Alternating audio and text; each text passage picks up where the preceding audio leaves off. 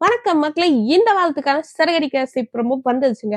நம்ம மீனா என்னதான் லூசுத்தனமா பண்ணிட்டே இருந்தாலும், ஒரு பக்கம் ரோஹிணி பயங்கரமா பிளான் பண்றாங்கன்னு வைங்க. ரோஹிணிய காப்பாத்துறேங்கிற பேர்ல நம்ம மீனா முத்துவே ஹர்ட் பண்ணிட்டு இருக்காங்க.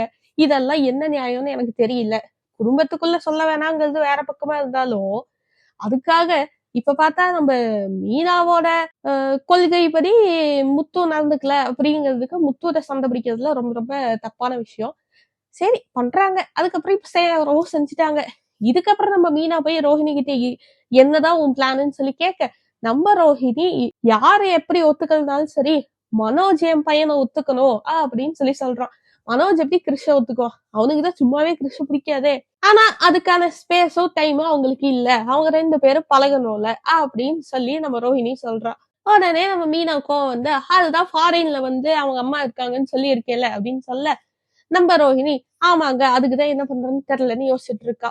திரும்பவும் நம்ம மீனா கடுப்பாயி அந்த அம்மா இருந்தா என்ன இல்லாட்டி என்னன்னு சொல்லி சொல்ல, அதையும் ஒரு பாயிண்டா நம்ம ரோஹிணி எடுத்துக்கிட்டு கரெக்டா சொன்னீங்க மீனா, பேசாம அந்த கேரக்டரை நான் கொண்டாடுறேன்னு சொல்லிட்டா. இது எல்லாத்தையும் சொன்ன கையோட நம்ம கிறிஷோட பாத்தி மீனா வீட்டுக்கு வராங்க.